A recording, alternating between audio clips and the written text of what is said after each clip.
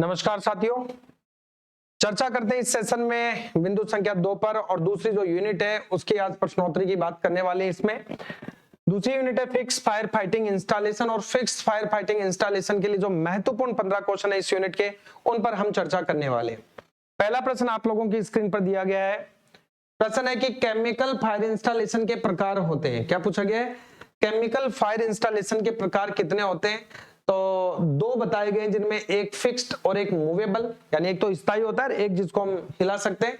एक होता है दोस्तों मैनुअली और एक होता है ऑटोमेटिक। मैनुअली यानी जो किसी व्यक्ति के द्वारा चलाया जाता है, ऑटोमेटिक जो स्वतः प्रेरण से कार्य करते हैं। ए और बी दोनों या इनमें से कोई नहीं। ये चार विकल्प आपके सामने दिए गए हैं और एक सिंपल सा प्रश्न आपसे पूछा गया है कि केमिकल फायर इंस्टॉलेशन के प्रकार होते हैं। तो जब भी केमिकल फायर इंस्टॉलेशन के प्रकारों की हम चर्चा करते हैं दोस्तों, तो केमिकल फायर इंस्टॉलेशन के प्रकार दो प्रकार के होते हैं। एक तो होता है मैनुअली, जिसको किसी व्यक्ति के द्वारा उपयोग किया जाता है, और एक होता है ऑटोमेटिक। तो एक तो हो गया मैनुअली, ठीक है, और एक हो गया ऑटोमेटिक। मैनुअली और ऑटोमेटिक ये क्या हो गए? दो प्रकार के हो गए। तो सही जवाब कौन हो गया? बी अपना सही जवाब हो जाता है इस प्रश्न के लिए। ठीक है, चलिए आगे बढ़ते हैं, अगले प्रश्न की ओर चलते हैं। क्वेश्चन संख्या 2 की ओर बढ़ते हैं दोस्तों। तो यूनिट नंबर 2 का प्रश्न संख्या 2 ये रहा। ठीक है, जूम कर देता हूं, अगर आपको दिक्कत आ रही है देखने में तो लीजिएगा। ये प्रश्न है दोस्तों, बेहतरीन प्रश्न है, लेकिन प्रश्न में कुछ टाइपिंग की त्रुटि, उसको सही कर देता हूं। ये इनेबलिंग है। क्या है? इनेबलिंग। तो इनेबलिंग जो बत्तियां होती हैं, इन इनेबलिंग बत्तियों में निम्न में से किस प्रकार का इंस्टॉलेशन होता है? दोस्तों, इनेबलिंग बत्तियों के अंदर स्टीम फिक्स्ड इंस्टॉलेशन का उपयोग नहीं किया जाता है, ठीक है, और ना ही इसके अंदर फिक्स्ड फोम इंस्टॉलेशन का उपयोग करते हैं, क्योंकि यहां तो बत्तियां हैं तो टेम्परेचर का मामला है। टेम्परेचर का मामला है तो ना तो स्टीम वहां उपयोग में आएगी, ना फोम वहां पर उपयोग में आएगी, ना हेलोन फिक्स्ड इंस्टॉलेशन उपयोग में आएगा। वहां पर जो उपयोग में आएगा वो आएगा कार्बन डाइऑक्साइड फिक्स्ड इंस्टॉलेशन। क्या आएगा? कार्बन डाइऑक्साइड फिक्स्ड इंस्टॉलेशन जो है दोस्तों, ये उपयोग में आता है। तो प्रश्न फिर देखिए, इनेबलिंग बत्तियों में निम्न में से किस प्रकार का इंस्टॉलेशन होता है? तो ज्ञात कर लीजिएगा, दो बार और सुन लीजिएगा दोस्तों, ताकि आपके मस्तिष्क में ये बात बैठ जानी चाहिए और एग्जाम में प्रश्न आए तो आप सही करके आए।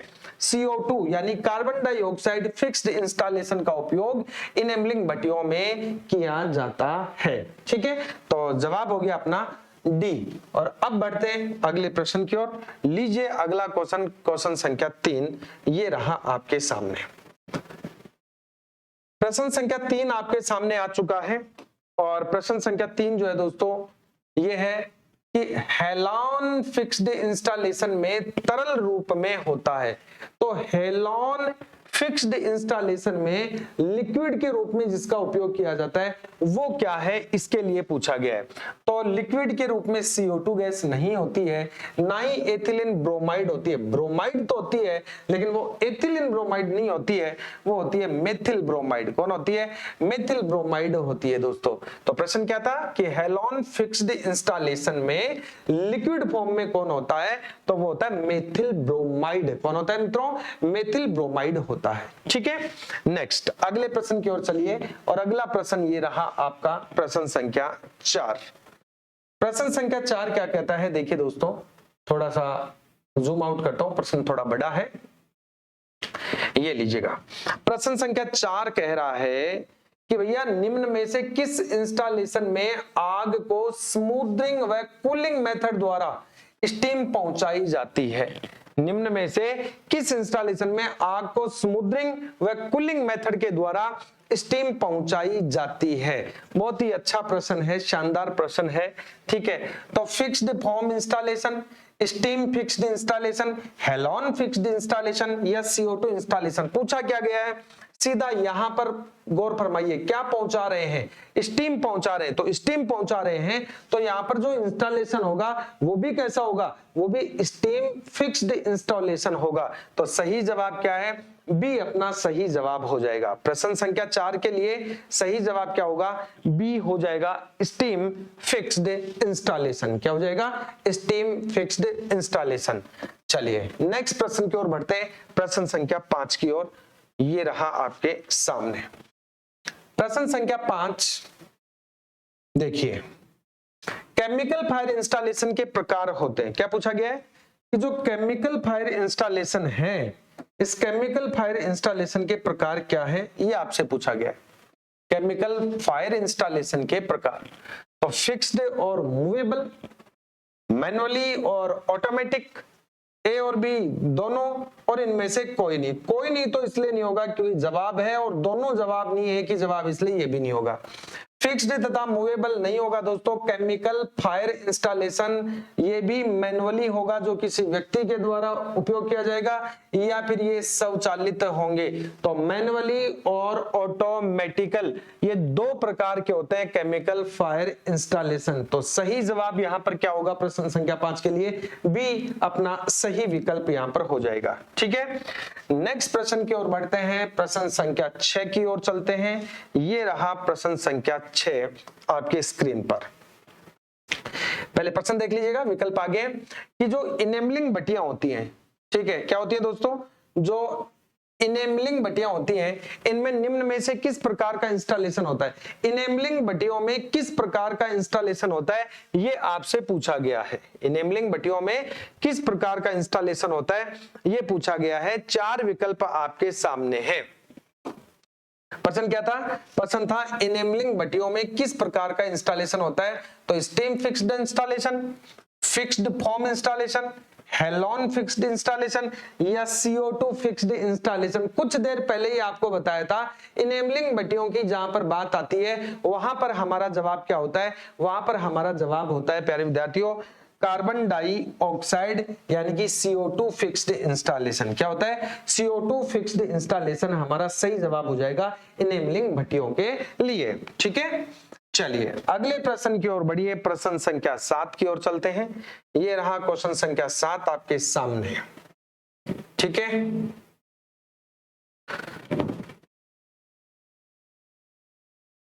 क्वेश्चन संख्या 7 आ गया है। क्वेश्चन संख्या 7 है हेलोन फिक्स्ड इंस्टॉलेशन। प्रश्न में क्या पूछ रहा है कि हेलोन फिक्स्ड इंस्टॉलेशन में तरल रूप में होता है। अरे भैया कुछ देर पहले बताया, प्रश्न रिपीट हुआ है, डिटो प्रश्न रिपीट हुआ है, तो सही जवाब क्या होगा? CO2 भी नहीं होगा, एथिल ब्रोमाइड नहीं होगा, नाइट्रोजन नहीं होगा। अभी बताया था कि ब्रोमाइड होगा, लेकिन वो कौन सा होगा? मेथिल ब्रोमाइड होगा। इसलिए सही जवाब क्या हो जाएगा? सी अपना सही जवाब हो जाएगा। डिटो प्रश्न था, रिपीट हुआ है, तो आपको तुरंत आ जाना चाहिए कि ये अपना जवाब है। लीजिए बढ़िए अगले प्रश्न की ओर, और ये रहा अगला प्रश्न आपके लिए। और अगला प्रश्न है प्रश्न क्रमांक 8। तो प्रश्न क्रमांक 8 के रूप में प्रश्न आपके सामने हाजिर है, जवाब देना है आपको।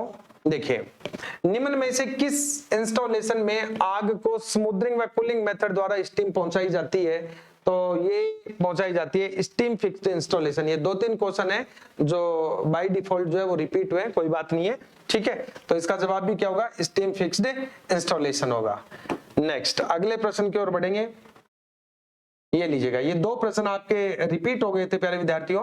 ठीक है, वो रिपीट क्वेश्चन थे, उनके बदले में दूसरे क्वेश्चन आपको करवा दिए जाएंगे। अगला प्रश्न ये रहा प्रश्न संख्या 9 के रूप में।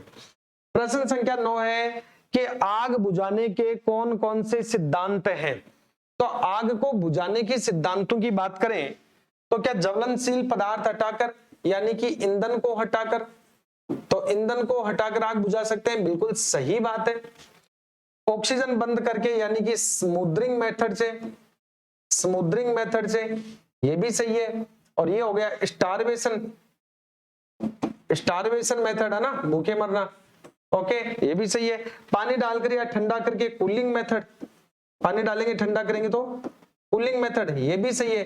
तीनों की तीनों मेथड सही है, तो उपरोक्त सभी, डी अपना क्या हो जाएगा? सही जवाब हो जाएगा कि आग को बुझाने के सिद्धांतों में ये तीनों ही शामिल हैं, इसलिए सही जवाब हो जाएगा डी, उपरोक्त सभी। लीजिए अगला प्रश्न ये रहा, प्रश्न संख्या 10 आपके सामने। प्रश्न संख्या 10 है कि आग के स्तर कितने प्रकार के होते हैं, या आग का स्तर कितने प्रकार का होता है? कितने प्रकार के होते हैं आग के स्तर, ये आपको बताना है। ठीक है, शुरुआती स्तर बिल्कुल होता है, ज्वाला रहित स्तर भी होता है, ज्वलन स्तर भी होता है।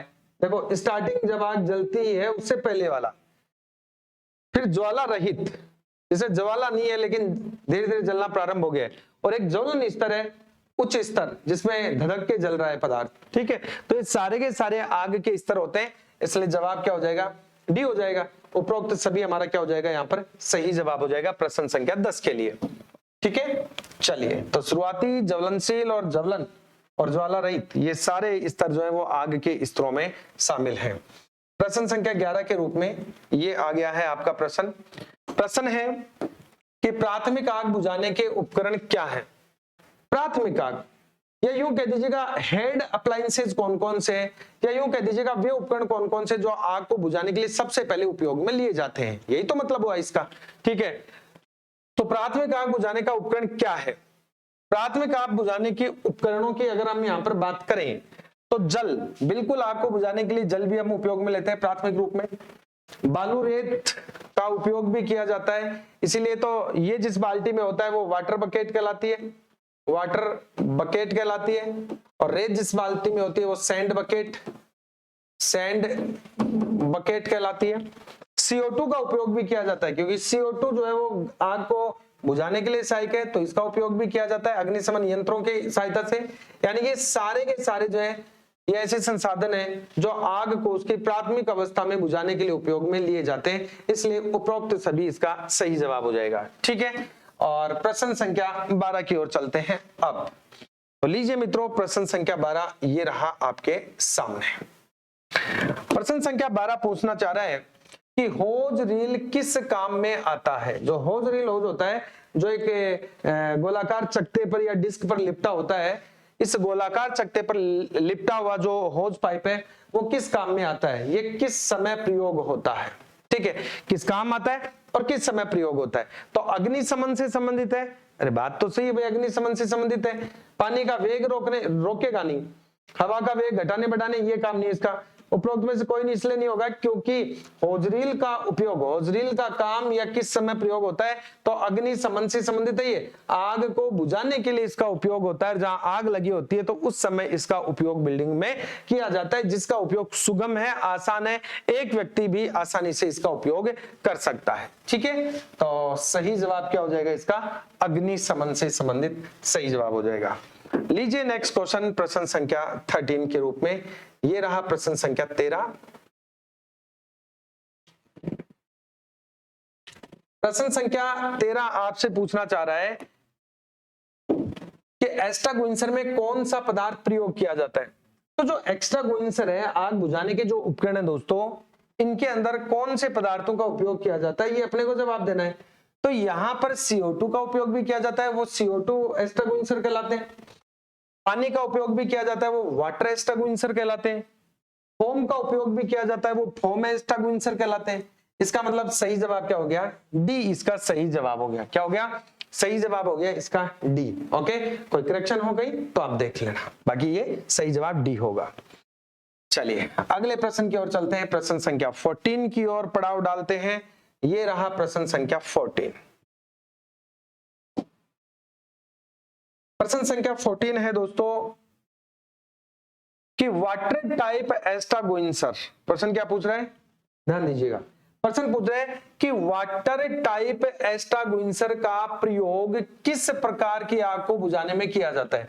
तो वाटर टाइप एक्स्ट्रागुइंसर का जो उपयोग हम करते हैं वो गैस की आग के लिए, द्रवों की आग के लिए, या बिजली के द्वारा लगी आग के लिए, और या फिर दोस्तों उपरोक्त में से कोई नहीं। इसका थोड़ा संशोधन करेंगे, यहाँ पर थोड़ा इसको सही कर लीजिएगा। ठीक है, थोड़ा सा इसको सही करेंगे, टाइपिंग मिस्टेक को सही करेंगे। उपरोक्त में से कोई नहीं, उपरोक्त में से कोई नहीं। क्या पूछा है यहाँ पर, यहाँ पर जो पूछा गया है प्रश्न वो पूछा गया है दोस्तों वाटर टाइप एक्स्ट्रागुइंसर का प्रयोग। तो गैसों की आग के लिए वाटर टाइप एक्स्ट्रागुइंसर का उपयोग नहीं करेंगे। गैसों की आग के लिए तो हम किसका उपयोग करते हैं, DCP ड्राई केमिकल पाउडर का उपयोग करते हैं। द्रवों की आग के लिए भी हम वाटर टाइप एक्स्ट्रागुइंसर का उपयोग नहीं करेंगे, ये तो हम फोम टाइप एक्स्ट्रागुइंसर का उपयोग करेंगे। और बिजली के द्वारा लगी आग के लिए भी हम क्या नहीं करेंगे दोस्तों, वाटर टाइप एक्स्ट्रा का उपयोग नहीं करेंगे। इसके लिए हम CO2 और DCP, किसका उपयोग करेंगे? CO2 और DCP का उपयोग करेंगे। गैसों के लिए भी हम CO2 और DCP का उपयोग कर सकते हैं, ठीक है। तो यहाँ पर सही जवाब क्या होगा? यहाँ पर सही जवाब तो होता कि ठोस पदार्थों की आग के लिए वाटर टाइप एक्स्ट्रा का उपयोग किया जाता है, लेकिन ऐसा विकल्प में दिया ही नहीं गया है। दिया नहीं गया है तो उपरोक्त में से कोई नहीं हमारा सही जवाब हो जाएगा। उपरोक्त में से कोई नहीं क्या हो जाएगा? हमारा सही जवाब हो जाएगा। नेक्स्ट क्वेश्चन है fire bucket. Fire bucket, portable fire extinguisher आदि उदाहरण है। फायर बकेट और पोर्टेबल फायर एक्सटिंग्विशर आदि किसके उदाहरण है? तो फायर बकेट सबसे पहले उपयोग में आती है तो हेड अप्लायंसेज है, यानी कि प्रथम रूप में जो सबसे पहले उपयोग किए जाते हैं प्राथमिक उपकरण है, प्राथमिक संसाधन है, उनको हेड अप्लायंसेज कहते हैं। पोर्टेबल फायर एक्सटिंग्विशर जिसको उठा के कहीं भी ले जाए वो भी हेड अप्लायंसेज है। देखो फिक्स्ड वालों को हम कहीं ले जा नहीं सकते, इसलिए ये तो नहीं है, क्योंकि बकेट और जो फायर एक्सटिंग्विशर है इसको हम एक स्थान से दूसरे स्थान तक ले जा सकते हैं आसानी से, इसलिए ये क्या हो गए? ये हेड अप्लायंसेज हो गए। जवाब हो जाएगा बी। सही जवाब क्या हो जाएगा? बी अपना सही जवाब हो जाएगा इस प्रश्न के लिए, ठीक है। तो ये थे दोस्तों फिक्स्ड फायर फाइटिंग इंस्टॉलेशन के लिए 15 महत्वपूर्ण प्रश्न, जिनमें से आपको एग्जाम में प्रश्न पूछने की संभावना है। तो इन पूरे 15 प्रश्नों को भली भांति तरीके से आप पुनः देखेंगे। तो चलिए मिलते हैं अगले सेशन में अगले यूनिट के 15 प्रश्नों के साथ। तब तक के लिए सभी को नमस्कार।